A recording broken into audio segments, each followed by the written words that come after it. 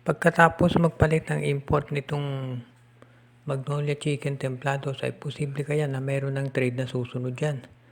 Iyan ngayon ang usap-usapan ng karamihan dahil dito sa mukhang determinado raw talaga ang Magnolia Chicken Templados na ipakita sa lahat na sila ay seryoso pagdating dito sa pagiging kampiyon.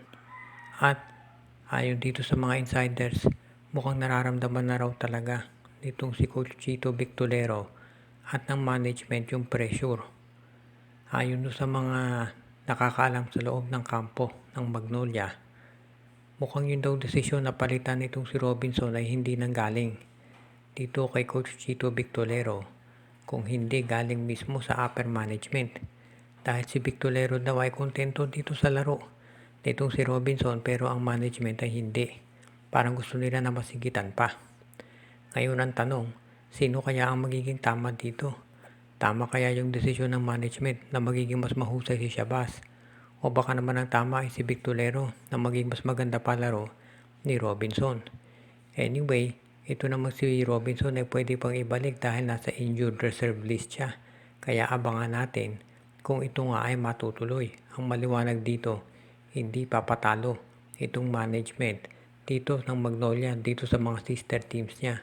At yan dahilan kung bakit sila ngayon ay determinado na gumawa ng paraan para masiguro na hindi na sila magkakaroon ng isa pang tinatawag na intro voice conference.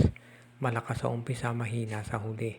At iyan ngayon ang titignan mabuti dahil baka bukod dito sa import change ay magkaroon din ng pagbabago pagdating dito sa pagkuha ng mga bagong players na mapagpapalakas dito sa lineup ng Magnolia Hotshots na siyang titignan ngayon ng maraming mga fans ng PBA.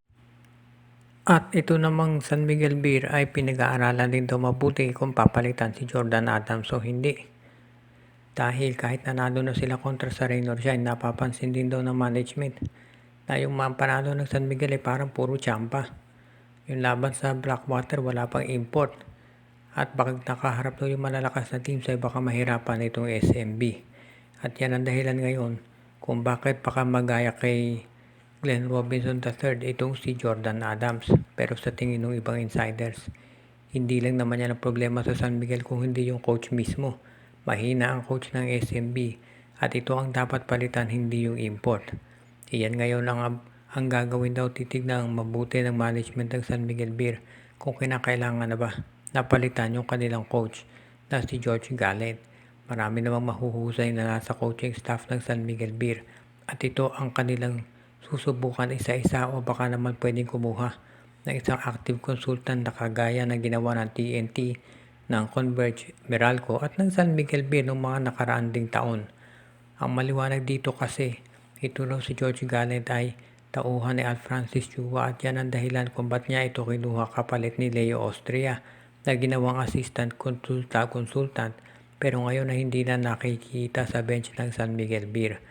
Kung ano pa man ang naging sitwasyon talaga dyan ang maliwanag, parang kay Chito Victolero may pressure dito sa San Miguel Beer na manalo ngayon ng kampyonato.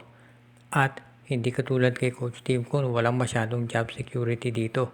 Kahit na appointment pa ni Chua yung si George Gallant, kapag hindi nanalo ang San Miguel Beer, asahan natin na magkakaroon ng pagbabago dyan. At ito ay hindi magdadalawang isip na gawin ng kanilang big boss na si Ramon Ang. Dahil ang gusto nung syempre ay nagdo-dominate palagi ang SMC pagdating dito sa PBA.